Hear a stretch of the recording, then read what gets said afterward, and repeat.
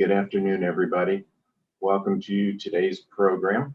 Obviously, we have a lot to cover today, and I thought it best to introduce the panel members and give you an idea of where we're going with the presentation. I'm going to start with Kevin Edwards, who's a shareholder with Becker, board certified in condominium plan development law, has been practicing well over 20 years, so I think he's got it down.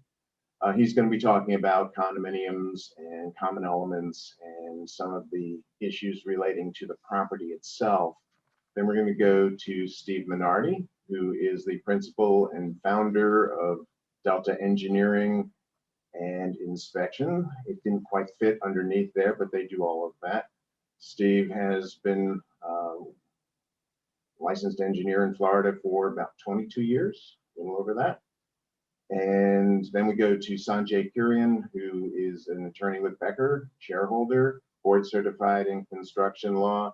He also has about 21 years of practice with Florida Bar. And I always point out when I talk about Sanjay that he holds the record, I think it was 2019, that you spent more nights in a hotel for construction litigation than anybody else, probably in the country. And I point that also because he won the case, and it was a spectacular result with that one. Sanjay is going to be talking a lot about the turnover issues and considerations both for condominiums and homeowner associations.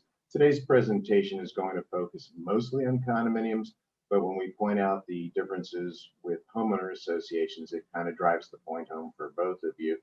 And then last but not least, Conrad Lazo, shareholder in the Tampa office and in Sarasota as well. And he's board certified in construction law, and he's going to be talking about the more mature condominiums post turnover and some of the issues related to that, and actually properties in general. I was talking with him earlier, it's not really limited to just condominiums.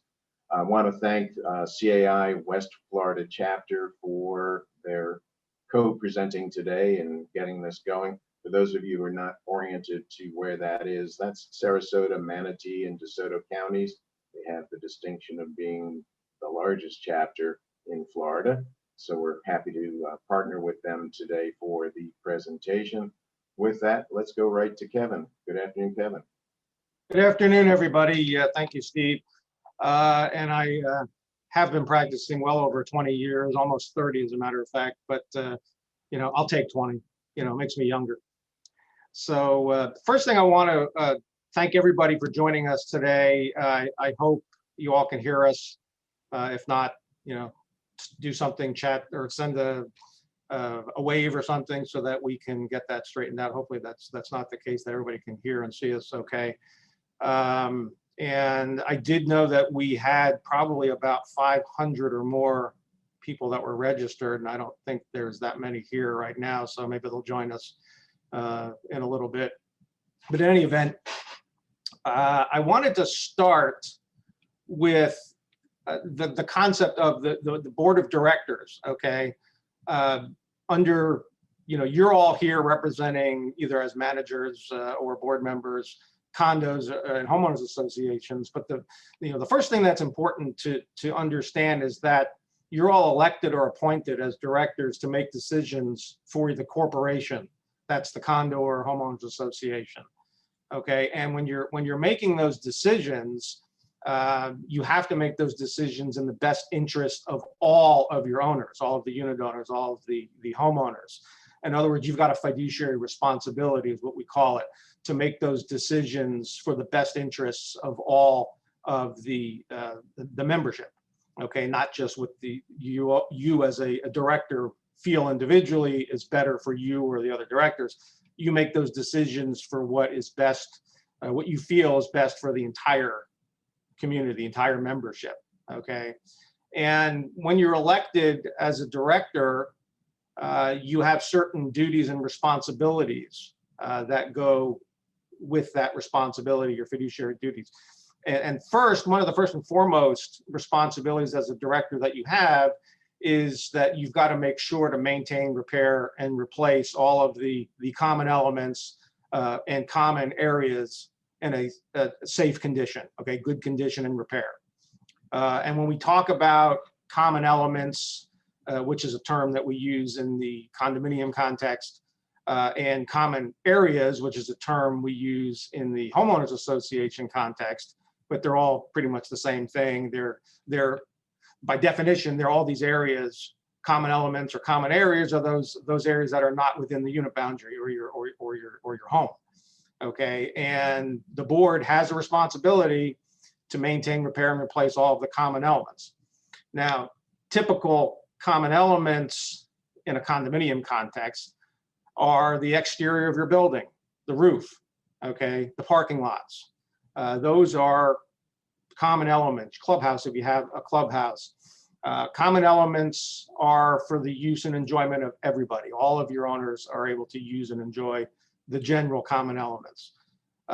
So the board obviously will have great responsibility in determining how to maintain, repair, and replace the common elements. So, you know, the other aspect of your responsibility as a director that's related to that is that you'll have an occasion to enter into contracts for the maintenance, repair, and replacement of the common elements. Now, you know, especially in this construction context, we're going to get into the concept of competitive bidding when we're talking about the board's responsibilities to enter into these contracts to maintain, repair, and replace common elements. And in the Condominium Act, which is Chapter 718 of the Florida statutes, it basically says that if the board is going to enter into any type of like a construction contract, for example, that costs in excess of 5% of the association's total budget, which includes reserves, okay, you have to engage in what is called competitive bidding. And that means you've got to get more than one bid. Now, a lot of times clients will say, well, we have to get at least 3. Well, it'd be great to get 3, but the law really only requires that you get more than one bid. And the same law applies in the homeowners association context, which is Chapter 720. However, for some reason, in a homeowners association context, it's not 5%. It's when the cost exceeds 10% of the association's budget. So that's a little difference for the homeowners association people, but you'll have to still, in both cases, engage in that competitive bidding process, which just means, again, more than one bid, and you're not obligated to accept the lowest bid.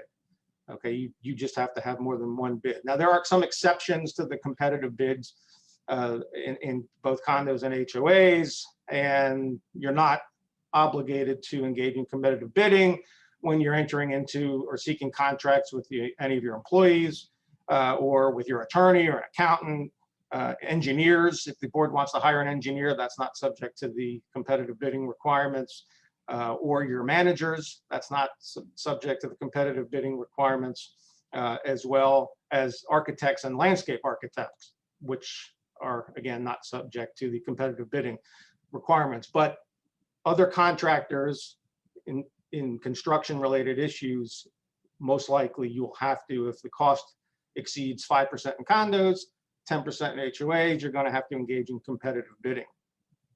Okay.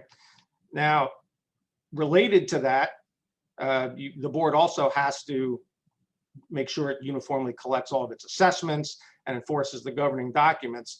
Now, when we talk about collecting assessments, okay, we're talking about the money that the board needs to pay all of the common expenses of the condominium or homeowners association. And sometimes when you need to hire a contractor, let's say, to, you know, repair major construction items, you know, you're going to need to levy sometimes a special assessment.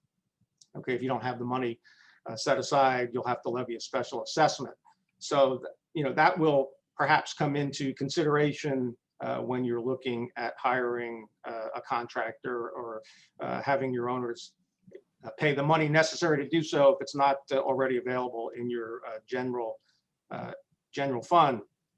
Now, when we talk about levying special assessments in both the condo and HOA context, the board needs to levy a special assessment at a board meeting with 14 days notice. Okay, and the notice for that must be posted on the property and mailed or hand delivered to the owners at least 14 days in advance. And the notice must also disclose the purpose of your special assessment, i.e., to repair the roof, and the estimated amount of that special assessment. It doesn't have to be the exact amount, it just has to be an estimated amount. Now, when we're talking about that too, because we just mentioned the board meeting, you know, that's another one of your responsibilities as a board, is to have board meetings on a regular basis. And that's to keep all of your members informed as to what's going on in the association. And in fact, you're required to make these types of decisions. Anytime you're making a decision on behalf of the corporation, it's got to be at a properly noticed board of directors meeting. And that's open and available to all of the unit owners and homeowners. Now, anytime you've got a quorum of the board gathered, which is a majority of the board, gathered to discuss association business, you've got a board meeting, okay? So you must allow, anytime that occurs, when you've got a quorum of the board gathered to discuss association business, you must have a open and noticed board meeting that the unit owners and homeowners are permitted to attend and participate. Okay, so keep that in mind. There's only two exceptions to having an open board meeting. One is where you're going to be discussing personnel matters, i.e., you know, hiring and firing or disciplinary actions against employees. And two, where the board is discussing anticipated litigation strategy or litigation strategy for ongoing or anticipated litigation with your attorney. Those are the only two exceptions where the board can actually meet outside of the unit owners, the membership. Okay, there are no executive session exceptions, which I often hear a lot of my clients say, you know, well, we're going to meet in executive session and we don't need to involve the membership. Well, that's not true. Okay, anytime quorum of the board is gathered to discuss association business, it's a board meeting that needs to be properly noticed and open and available to the unit owners and the homeowners so that they can attend and participate. That will touch that up a little bit. Board looking at hiring an engineer, can they do that in private in a executive session, closed door? I would say no. I think that's a good introduction then for Steve Minardi, our engineer, to begin his presentation. Steve? Got to go off mute? He's on mute. You're on mute there. I'm sorry about that. Welcome to Good afternoon, everybody. And I appreciate that introduction, Steve and Kevin. I'm going to talk a little bit about turnovers today and the process in which, from an engineering perspective, we go over the turnover process.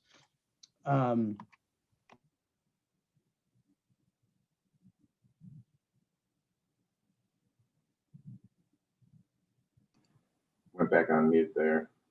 Sorry about that. Steve. I'm sorry about that. Can everybody hear me okay? Good. One of the things we're going to talk about is the identification of construction defects, and then why it's important. And then what is a developer transition study? We get asked the question so many times. And again, our firm has been doing these developer transition studies for the better part of 21, 22 years now. Going to also talk about really what is a construction defect, because that's a question that, again, is always asked. There's some philosophical definitions, but there's also some legal definitions in the state of Florida. And we have a very good panel of attorneys to also kind of probably touch on that. And then finally, what's involved in the developer transition study, mostly from, again, an engineering perspective, and knowing there's a lot of different facets to that. So the identification of construction defects is probably one of the most critical steps an association can take in the whole turnover process. Why is it important? Well, there's several reasons why developer transition is important. Primarily, these are important because, one, this is your property. Your property, these are your assets, and then you want to protect your assets. you want to have peace of mind that you've done your due diligence in when you take possession of this property, that you've looked at it. And again, as an acting board, you do have some responsibility in seeing that through. You're going to gain insight on the condition of the common and limited common elements of your property. Again, knowing that having a professional looking at that is going to give you, one, that peace of mind, but it's also going to give you the insight to know what that condition is.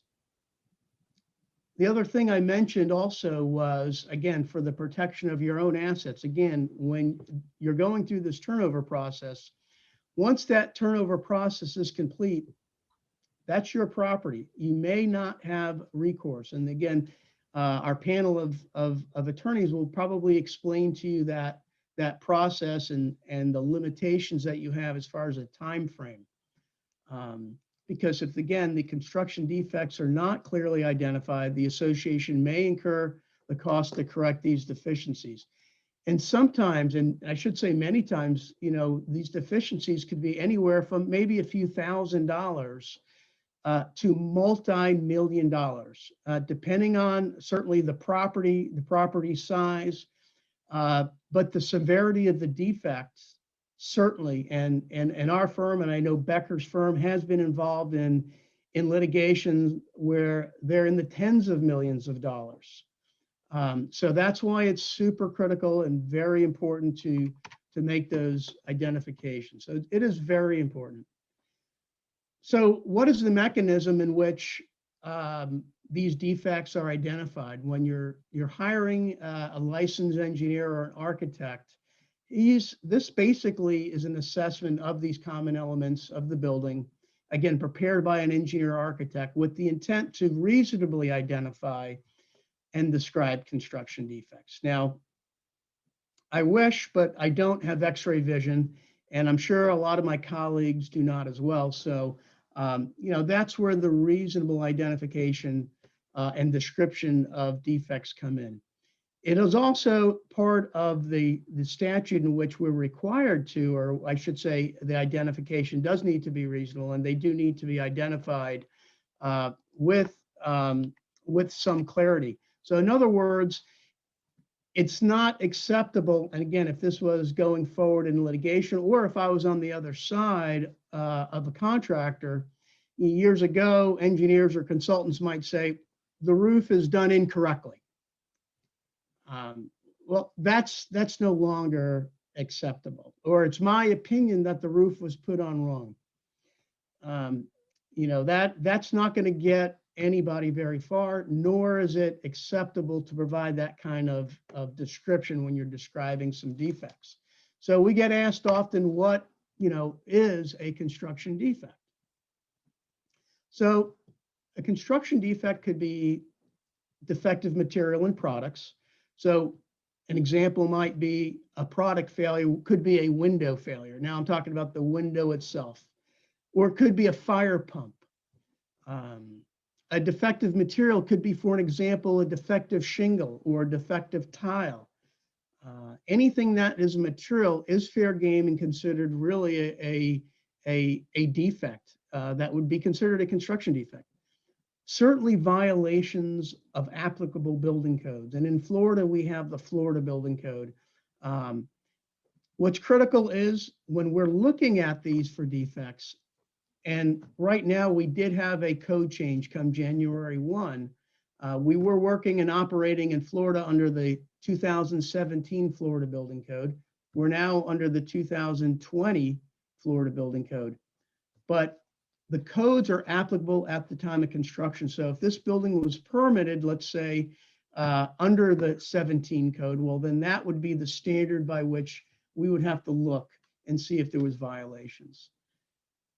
Non-compliancy with construction documents is another item.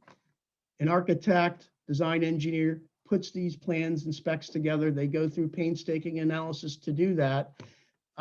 Many times when we're identifying these construction defects, those plans are not followed. When that happens, that clearly is a construction defect.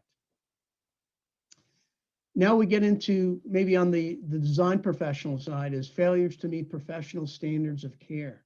And again, that is something by which, let's say, the plans that were developed for your property and or building were quite deficient, and they were negligent. And it was what we call below the standard of care for this type of profession in the general area. So the design professionals are held, and I should say the contractors as well, held to a certain professional standard of care. And those are something that is also considered defects. Failures in construction with accepted trade practices and standards are also what we consider a construction defect. So it may not be something that is identified in the code, but there's trade practices and standards that are generally accepted in the area, or I should say in construction, that we would hold a builder, developer, and or accountable for. And these trade practices and standards are generally accepted, and again, may not be clearly either identified in the building code or clearly identified in the plans and specifications. However, they are trade practices and standards, and sometimes by reference in the code, they are mentioned. And then, of course, there's poor workmanship. Your tiles may be misaligned and not straight, and there may not be, let's just say, a code provision for things like that, or things aren't nailed properly. So poor workmanship does come into play here. And I'm going to go to the next slide if I could. Now I have on the screen, this is the definition actually that's under the Florida Statutes 558, and it talks about construction defects. I'm not going to read this verbatim for everybody, but it is up on the screen. The Florida Statutes does clearly define what a construction defect is. And I may read a little bit, but it's really deficiencies arising out of design, specification, surveying, planning, supervision, observation of construction, construction repair, alteration, remodeling of a dwelling, or any appurtenance of the dwelling or real property to which the appurtenance or affixed resulting from, again, as I mentioned, defective materials, products, violations in applicable codes, failures in design, and failures to construct and remodel in accordance with accepted trade standards. And this is a catch-all, good and workmanlike construction at the time of construction. So those are all the things that we like to identify as engineers when we're looking at these defects, and when we're qualifying what a defect may be. So what is involved in a developer transition study? So I get that asked all the time. Typically there is a documentation review, and that is really a review of the plans, the specifications, any pertinent information that has been provided, and turnover. Our firm, as well as others, would typically conduct interviews with the board or their construction committee. We may have interviews with the building official. We may have interviews with also other people involved in the jurisdiction having permitting authority. We'll do a permit search. We'll do research. Then comes the on-site work. So the team of individuals may be on site to conduct what we call visual observations. And as I mentioned, we don't have X-ray vision. So these are merely visual observations based on the expertise of the individuals that are conducting those observations. Sometimes there's unit owner surveys because as part of this developer transition study, we may not be going into, let's say, for example, all 300 units of a condominium. So there may be a sampling for that inspection, but we augment that most times with a survey, a unit owner survey. And that basically is an outline that we provide. Are your lights, or is your electrical system working? Do you have leaks? Is your plumbing working properly? Do you have proper water pressure? There's just a litany of questions that we may not know, and nor does the committee or construction committee know. So that's why we like to get these surveys, because sometimes we utilize, as we review that, there may be some commonality that everybody in stack A may have the same issue. And we don't know that because we're not looking at everyone, but sometimes these unit owner surveys give us some insight. We may do what's called non-destructive testing. That may be the use of infrared technology. That may be the use of doing other things where we're actually not pulling, cladding or building components apart. So it's more using things like moisture meters. As I said, infrared. We may have some electrical diagnostics. These are things that don't require any dismantling or any damage to a particular property or component. Then there's destructive testing where there may be the removal of building components. There may be water testing of windows and sliding glass doors, or there may be the case where we have to remove parts of stucco. Again, we don't have that X-ray vision, but if we may see some type of cracking and things, so we may want to do destructive testing or take some samples, which we're pulling stucco or hardy siding or various different building components for analysis and testing. That's, again, destructive. So it involves removing and disruption of your current building components. Then finally, there's the reporting, and that's really what is going to find it's going to be utilized as the grounds to start a process. And really, what you really need to be looking for is that consultant that's going to give you some very concise information, what the defect is, where that defect is, and most importantly, why it's a defect. Again, not good enough to say it's built improper.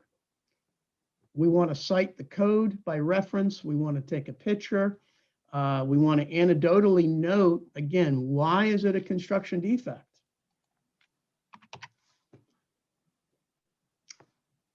Typically, I'm also asked, I'm sorry, this is not my screen, but I just want to before we segue into the warranties and the next speaker, I do want to say that typically these things do take between 30 to 60 days for that process to work. In other words, it does take a lot of time to schedule. It does take a lot of time to be on the site, but it takes the most time to compile all that data and information into a full report. Steve, I have a couple of questions for you. First, what kind of engineer should an association be looking for to do a turnover transition report? Well, certainly an engineer that has experience in doing that. So there's a lot of structural engineers, there's a lot of architects out there that may offer those services. But one of the things you do need to look for, because it is something that we call forensic engineering that's involved in doing this. So forensic engineering, it's kind of like the CSI Miami show, but here we're really looking into it. We're used to not just building and construction, but evaluating existing. So that person really does need to have experience in doing this. And they also should have experience in case this goes down the road in depositions, mediation, and trial, because that is something that you need to be prepared for if needed. Oh, that's true. I mean, we have come into situations where the association's hired an engineer, and he or she will say, I will not testify. I will not go to court. They have a fear of going to court. So that's really an excellent point. You mentioned the developer transition study. Is that the same as the turnover report that the board would want if they're going to consider either budgeting purposes, reserve purposes, or just feeling comfortable with the transition of like you said, the control of the property will be their property? Right. That's an excellent question, Steve. And right, that report is a completely different report. That's a report that is required by Florida statutes. Upon turnover, the developer needs to provide that, but it is different than a due diligence report. It's not going to give the association identification of construction defects. It's a report that's typically procured by the developer. It's required to be turned over to the association. And really, that report only goes over 13 items, and it only goes over things like required maintenance, replacement cost, and useful life. So it's quite a different report. And sometimes the developers will say, well, we've already done one and you don't need to do one. Completely different report. With that, I'll transition to Sanjay. Good afternoon. Yeah. Sanjay, you going to accept that report and use it for your litigation? Oh, which one? The developer report? Yeah, the developer report. Oh, never. That doesn't solve my problems or the associations, in my opinion. All right. So, Warranty. so let me kind of get into just generally on turnover, and then we'll segue into the specifics. So Steve Minardi had mentioned that this is, every association has this opportunity, and these things, these issues can come up. Under Florida law, at the time of turnover, the association and its unit owners receives warranties of fitness and merchantability from the developer and warranties of fitness from the various contractors. This is the only time in the life of a condominium and an association where these claims exist or could potentially exist. So, for example, once the time frames expire on potentially holding developers or the developer or contractors responsible, forever after that, to the extent there are problems with the building or buildings, that's on the unit owners through assessments or loans to ultimately pay back, and the association has the maintenance and repair responsibility for those items. So, for example, and Steve mentioned, I think, that I've been doing this for about 21 years, and I think 18 of them have been here at Becker. It's been a while. And I remember early on when I was a young lawyer, somebody said, because we recommended that they hire an engineer and start the process. They were recently turned over, and they said, well, the engineers are just going to go find things wrong with the building.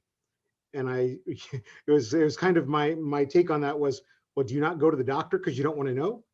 And it's, in that same vein of, you want to know that, what you've paid as owners good money for, okay? And you have been put into an association where you are now colleagues, let's so to speak, in a business with, 50 or 100 or 300 people that you never met before, and you're all going to contribute financially to this association, that you have received what you paid for. And what you paid for when you bought a condominium is an undivided interest in all of the common elements. So you are responsible, if it's a common element, to pay for those things. And so in that scenario, yes, you should want to know, did you get what you paid for? Do things comply with the building code? Do they comply with the plans on file?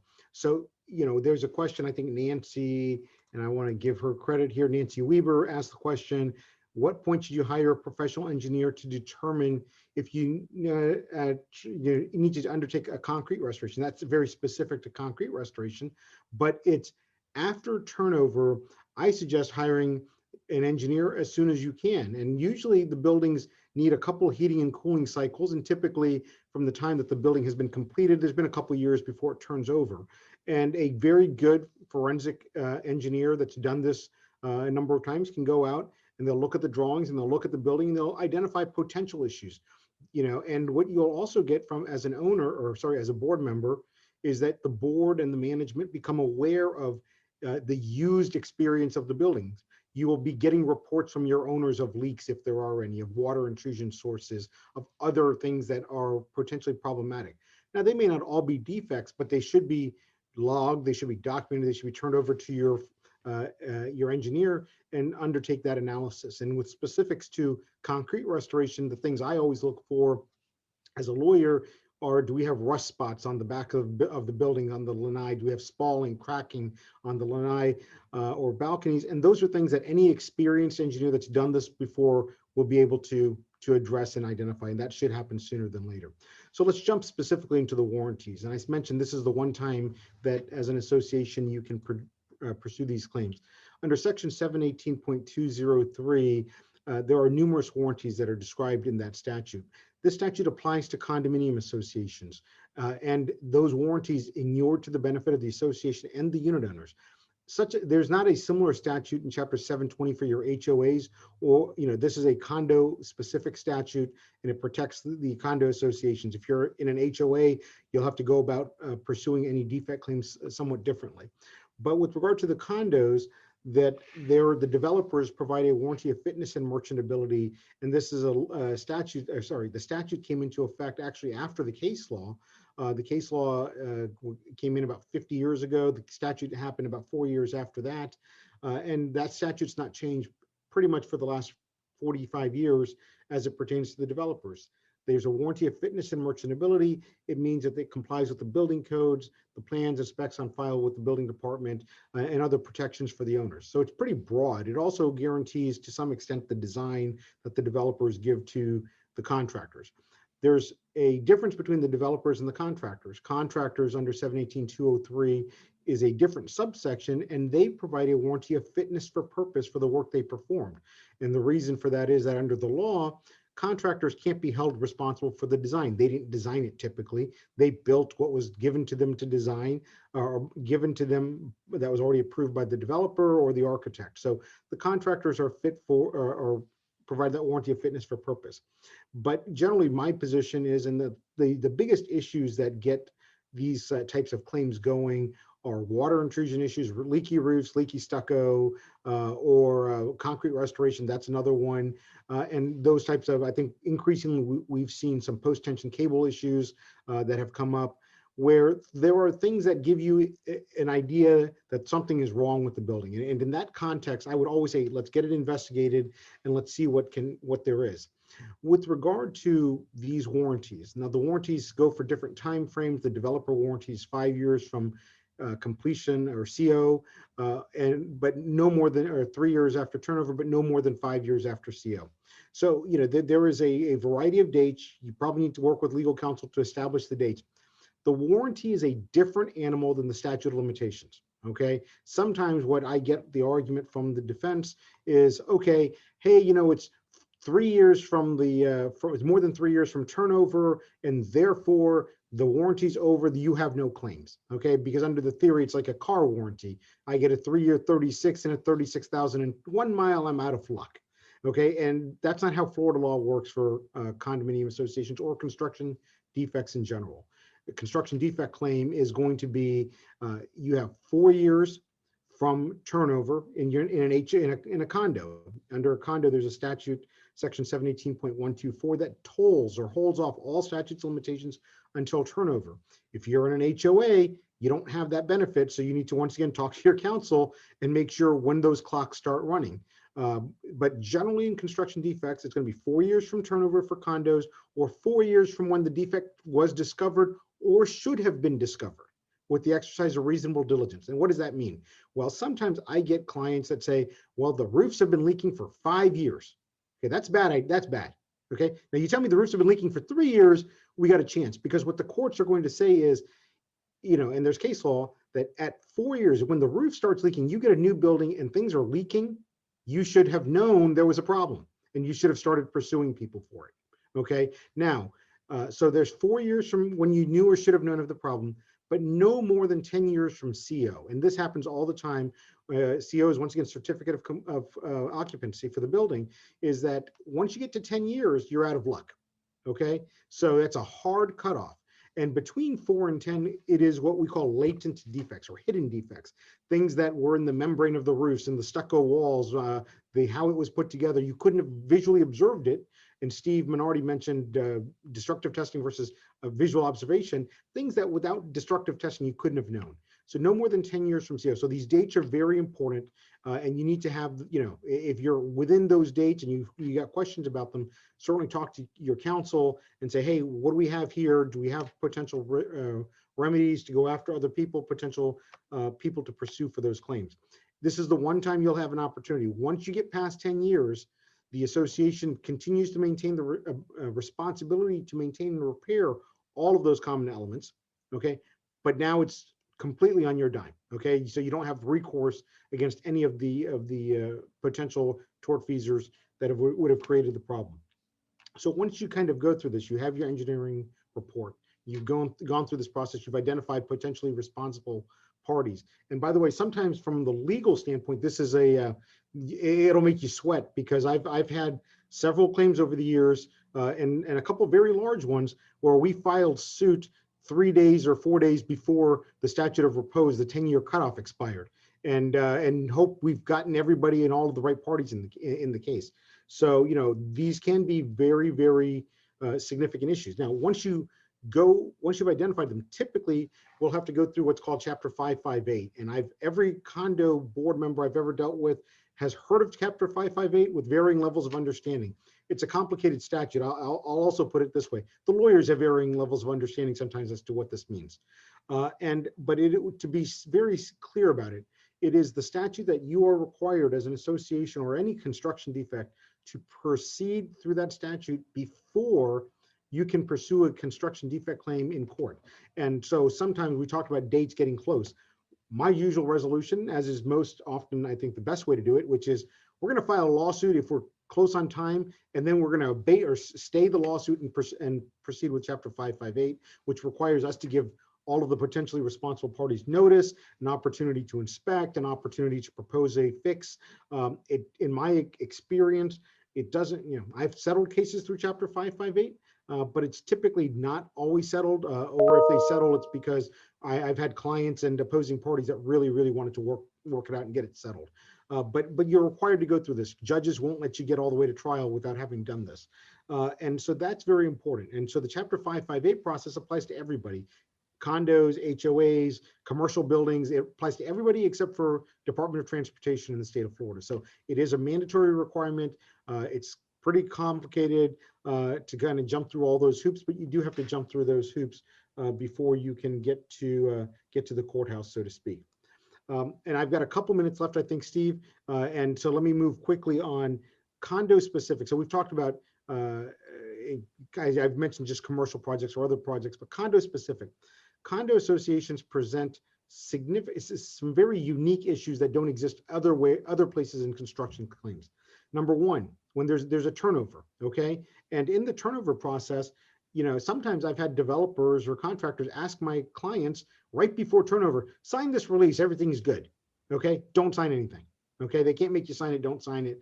And that nothing good can happen from that. But, and by the way, if they ask you to sign it, the second turnover is done, go get your lawyer because something's up.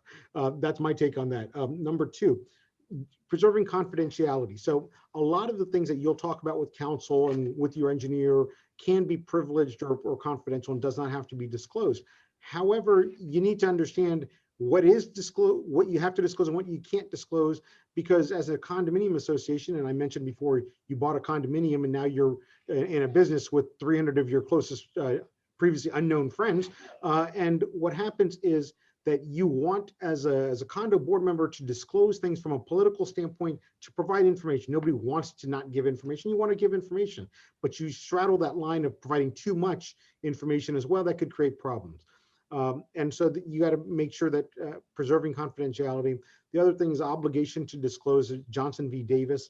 There's a duty to disclose. If you try to sell your home as a person, individual, you have to disclose anything that would materially impact the value of the unit. So for example, I've got a huge hole in the roof in my single family home. I've got to disclose that to the potential purchaser.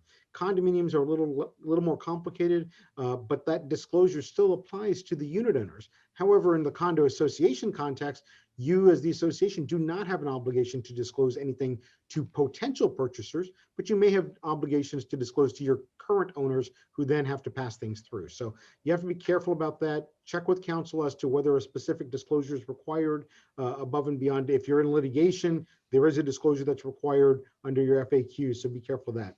The last two bullet points, defects relating to life safety issues and obligation to mitigate. Sometimes we get defects that have to be fixed now. Okay, it cannot wait. The typical one is I've got a leaky roof, and the two reasons I want to fix that now is I've got an owner that's complaining about it. All right, and number two is that could worsen the problem, and that problem gets so bad I can't recover from somebody else. So that may not be a life safety issue, but there's a problem. I can't just let it fester. As an association, I do have the obligation to get that addressed.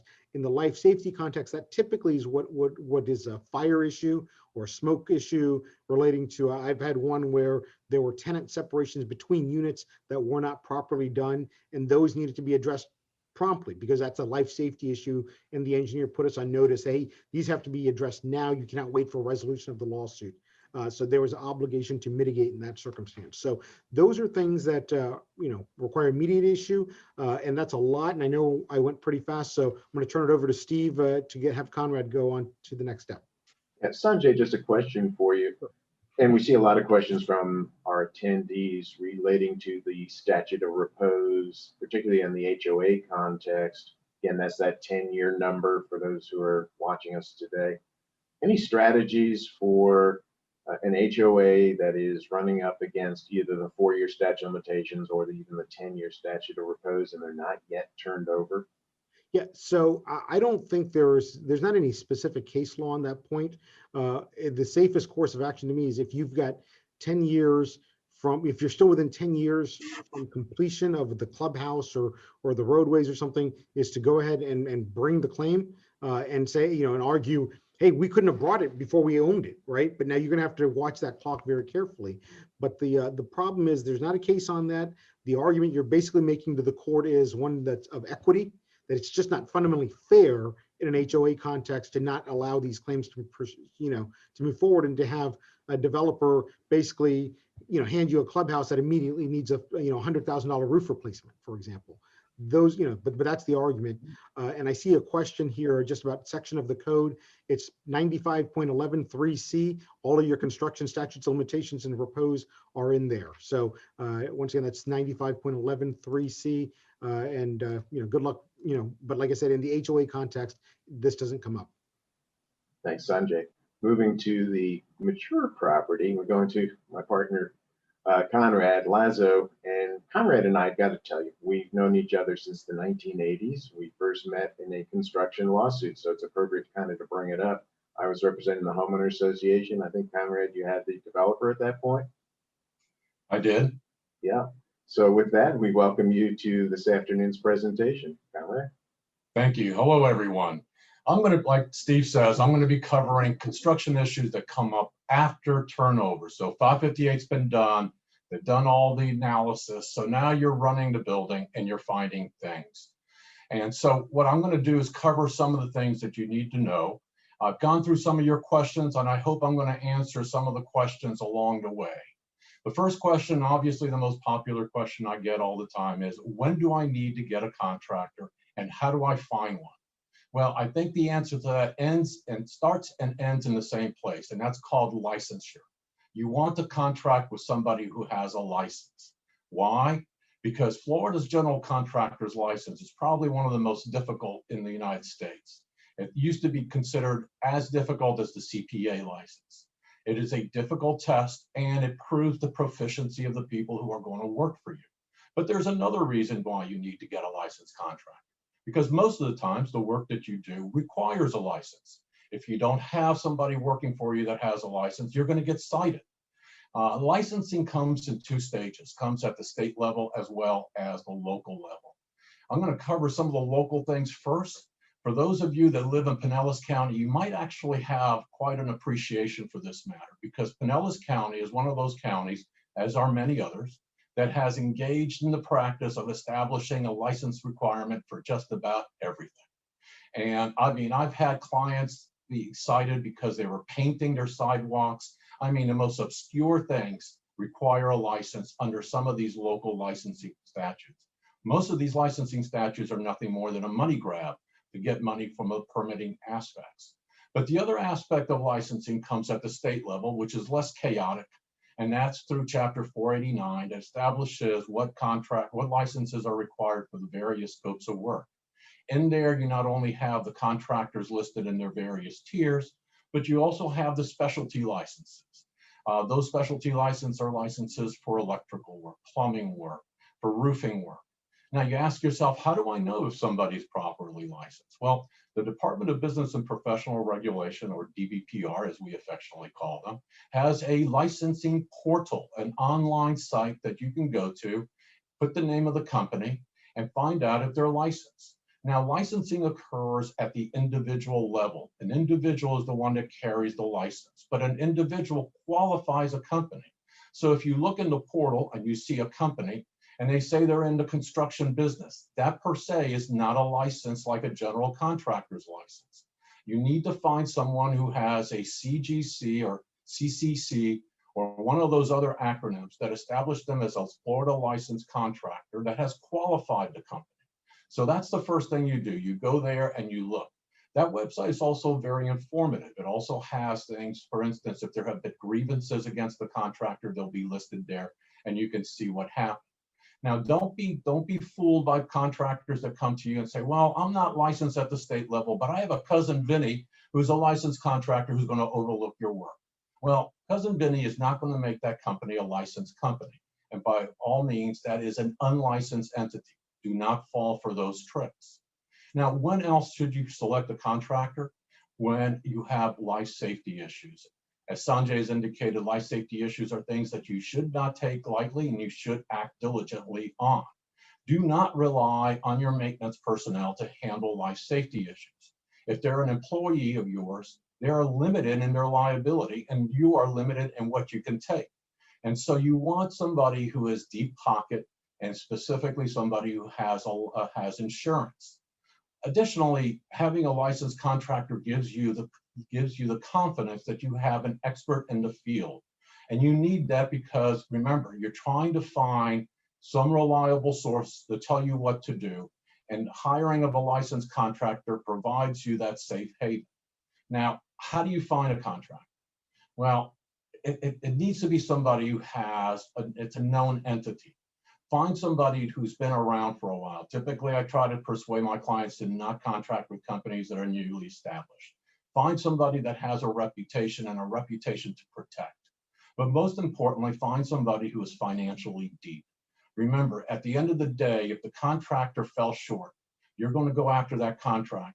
And that contractor has to have sufficient financial whereabouts to be able to fund whatever repairs you need.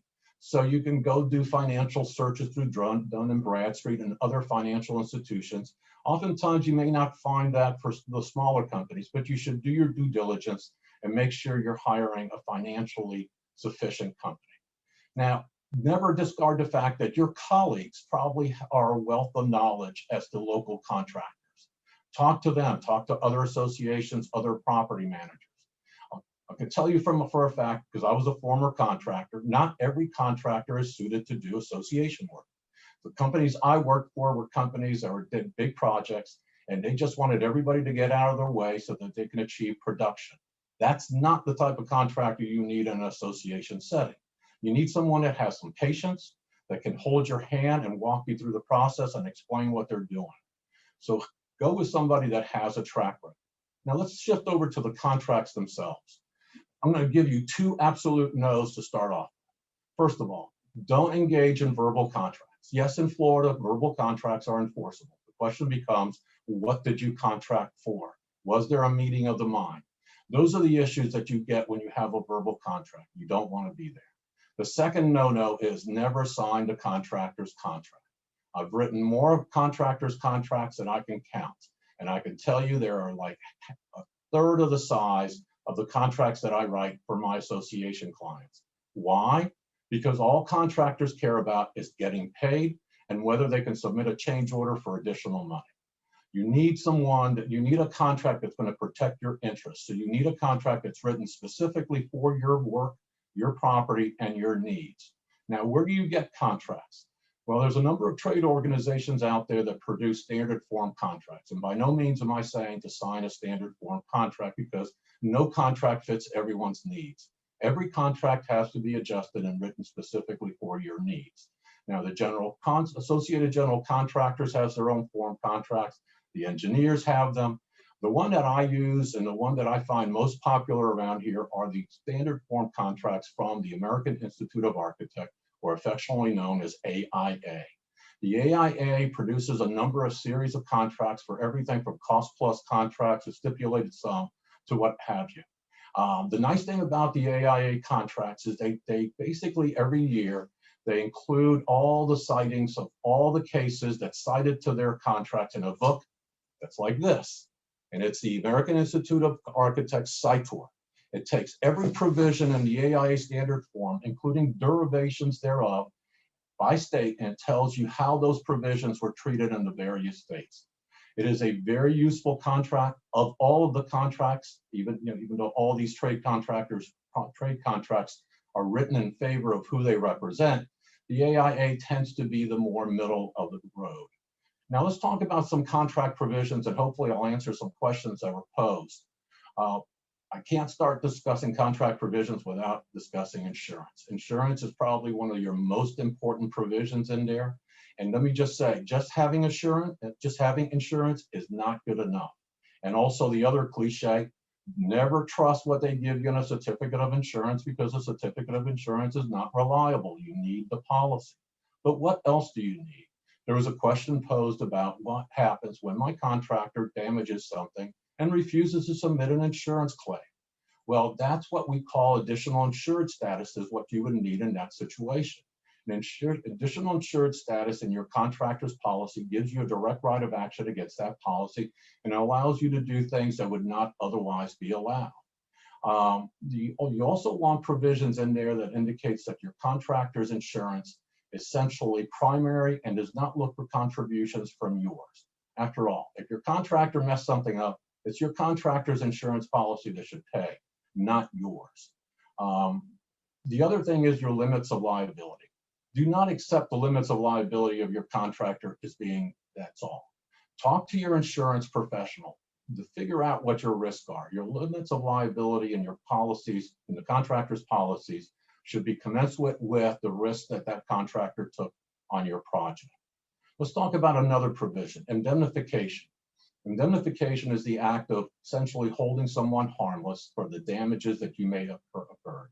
Every construction contract should have an indemnification provision that protects the association. Be leery when you see provisions in your contractor's contract where the indemnification only runs in favor of the contractor. That's one of those provisions you should just strike, talk to your attorney, and come up with something that's fair. You also need to look for indemnifications provisions that are limiting in nature, whereby they only provided if there was gross negligence on the part of the contractor, and only if perhaps the contractor was the sole cause of the damage. Being in the construction industry for the number of decades I've been involved in, I can tell you that never is there just one party that has done everything wrong. There's enough contribution to go around, so those indemnification provisions will typically fail because there will be contributing aspects to it.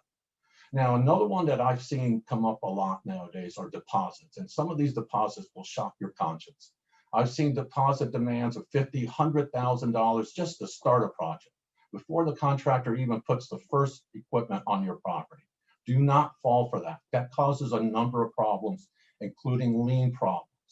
Your deposits, if you choose to provide one, should be very limited and should be very controlled. In my view, deposits should only be for the purchase of long lead material items or products or equipment. They should not be for the anticipated use of labor.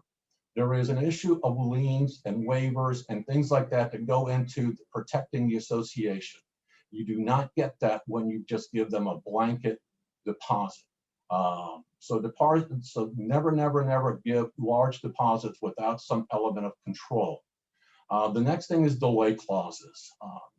People think that the contractors are going to get on your project, they're going to complete it as fast as they can. Well, sometimes yes, sometimes no. And we just came through a very strange period of time in the last years before COVID, where construction workers were hard to come by, materials were hard to come by, and basically whoever had the most stringent delay clause or damages was the one that was going to get the most attention. So in the world of delay damages, there are two that are primary, and that is you either have to prove your actual damages that the delays caused, or a liquidated damage amount, LD as we call it. I recommend that every contract that you have with a contractor have an LD provision that establishes the amount that contractor has to refund to you for every day that contractor misses the mark. Now, establishing the LD amount is a kind of an art form.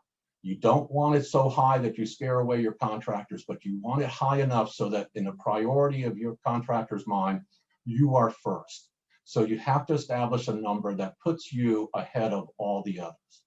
Now, another question that I got a lot is we're doing concrete restoration and we're doing roof replacements. And we don't know how much underlayment has to be removed. We don't know how much concrete we have to have. In those particular cases, unit prices are your friend. Unit prices are established both from a labor and material standpoint. Get those negotiated with your contract. Before you sign your contract is your honeymoon period with that contractor. After you sign that contract, all bets are off. Get the numbers ahead of time. If you try to negotiate these numbers when you have all these workers standing, waiting on your roof and telling you they got delay clause, the delay damages, that's not the time to negotiate a unit price. Have only the quantities that you need and undetermined be the deciding factor later on, but have those unit prices in your contracts. Next thing, payment. I don't know how many contracts I see from contractors that say, pay me 30% of the contract the day I step foot on that job site and another 30% by lunch hour. Well, that's a little absurd, but it's almost that absurd. You should only be paying for the value of work you have in place. Otherwise, you are upside down with your contractor. Your contractor loses incentive to come to your project because they have already extracted all the money from you. And that's not how you play the game. The last one is waiver. In Florida, if you do not contract for a waiver of lien form, you get what the statute provides you, which is just that.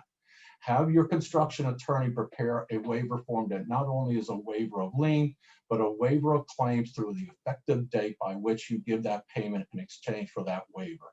That way, you're not sitting there wondering if your contractor has claims that have been unasserted and are going to be sprung on you at the end. So make sure you contract for your waiver form. The last thing I want to talk about is a consultant.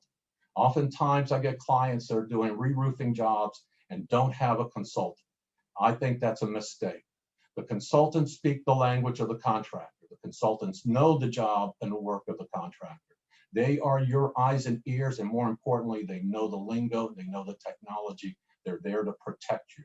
They also are there to help you with the payment applications because contractors want to extract as much money from you as early as possible. Your consultant can help you with that and just basically takes you out of the fray and puts your consultant to help you negotiate whatever you need to with your contract. So those are a few words of wisdom on how to proceed. Conrad, just following up on your last comment, you said always get a consultant. Obviously, you and I agree on that one. We've seen some horrible things happen without a consultant. How about an owner representative? What's that? And should we have one for a community association? An owner's representative can sometimes be helpful. If they're an owner per se in the property, that might interject some feelings, some emotions, but you know, an owner's representative is very common in large construction projects when you don't have an owner that knows the construction world. We see that very often. So it could serve as that, but I would rather have an owner's representative that does not have an ownership interest in your property and someone who's going to represent you as an owner's representative does in its typical setting. I see Kevin's off mute, so I can ask him. Kevin, do you ever have any of your condo board members or HOA board members want to be the owner rep? All the time. Are you going to let them do it? No, well, they don't want to spend any money, obviously. But you know, I mean, I'm sure Steve has acted in his capacity as an engineer for as an owner representative or consultant, and you know, and I agree with what Conrad said, that in my opinion is money well spent because they're there to protect the association. Steve, you want to pick up on that one as well? Yeah, I mean, sometimes we get that where they want the property manager perhaps, or there's a member of the board that has some construction experience or a prior engineer at a different life. And again, I think they typically bite off more than they can chew when that happens, particularly on these projects when either it's an owner or an owner's rep. You know, one of the other things I didn't mention is you want to make sure whoever you're hiring, again, if it is an engineer or another consultant, that they're properly insured as well. Because we did talk about a lot, Mr.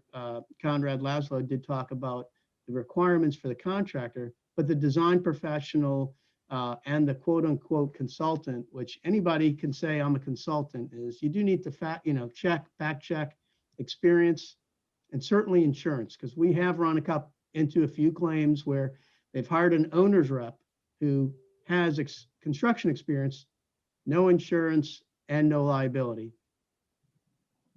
Sanjay, we just saw a question come in. And by the way, folks, we will run just a few minutes over and we will get you that code word for the CAMs to get their credit. Sanjay, the question was, what special concerns and precautions should we remember regarding subcontractors? Well, I was going to say, I assume that's in the context of post-transition repairs or remediation. And in that context, if you are hiring the GC, the general contractor, and he's subbing out a large part of the work, something you want to know if there's a lot of work going on. For example, you're going to redo the clubhouse. That's a typical good one, or the lobby, and they're going to need, a plumber who's separately licensed or a roofer who's separately licensed, and those are large components. You'll want to know who they are and what their qualifications are, as opposed to just saying, hey, everything's on the GC. My general rule on that is if the GC is doing the vast majority of the work and responsible, that's one thing. But if he's really just coordinating, and I say just, it's a lot of work, but if he's coordinating and getting payments and the actual work is being done by others, then you need to know who those others are. So you have some level of responsibility from them. And I also usually require from those large subs, separate warranties from them as well, to make sure that they are passed through to me as the owner. So if I have to pursue them separately, I can. That's just a couple thoughts on subs though. Conrad. Conrad? Yeah, I want to add something to what Sanjay said. You got to understand, most contractors in today's world do self-perform very little. All their work is brokered out to subcontractors. So your subcontractors are really who's going to build your project. The contractor is going to coordinate the effort. But really who's at the helm is your project manager. And that's something I should have said also in the contract. The contract should identify the project manager, the people who are going to run your job, and prevent the contractor from removing those folks to another project. You have some say in that, because once you get comfortable with a project manager, that person should not be removed. That person has lots of valuable information, and continuity in that position is everything. Yeah, I was also wondering whether the question was relating also to payment of subcontractors under the mechanics lien context. Could you address payment to the general contractor when you have subs out there? Well, the one thing is everybody on this call probably knows what notices to owners are, NTOs. Those are your essentially notification that you need to watch out for the entity who has submitted that notice, and make sure that you get a corresponding lien waiver at the end of every payment cycle so that you get that entity covered. It's your responsibility at the end of the project to make sure that those that you got NTOs from, you're getting paid. They're getting paid. Also, at the very end of the project, there's this thing called contractor's final affidavit that makes the contractor responsible to list all the subcontractors that haven't been paid. And that needs to be submitted as a condition preceding to receiving that final payment. That is a very important piece of document. You need to look at it. If there are people listed in there, you need to make accommodations such as escrow arrangements or some other arrangements so that you can make sure that by the time you pay the last dollar of your contract, you've paid everybody who could record a lien against your property. Yeah, it's a very important point. I have seen a few community associations, well managed, but they end up having to pay twice for some aspect of the project because they didn't do exactly as Conrad was indicating. One last one, and I think it goes back to Conrad because it's the same question about subcontractors. We've had communities where they retain somebody to do their roofs, and then all of a sudden a different company shows up and they say, oh yeah, we have a subcontract, we're doing the roof. How do you address that in the contract? You can put in your contract that they are to list the subcontractors that are work on your project. And you can put some prohibitions or at least some limitations, because understanding, if the subcontractor goes out of business, well, that's not going to be able to do much about it. But you could put some language in your contract that says these are the people who are going to start and finish your project unless there are extenuating circumstances. And get them all qualified, as Steve was indicating, making sure that they have the insurance and all of the credentials going in, as opposed to getting the guy with the truck kind of thing to do the job. Okay, gentlemen, we have closing comments. We'll go around the same order. Let's go to Kevin. Kevin, closing. Closing, I just had a question, actually.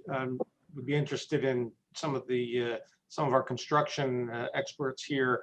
I see a lot of times clients ask me, and then of course I pass it on to the attorneys that are more qualified to answer that than I am with construction issues. But I do get a question, can we put something in the contract that would waive the 558 requirements? And if so, is that a good thing or a bad thing? Both of them are smiling, so Conrad or Sanjay, either one. Conrad? I was going to say, yes, you can, Kevin.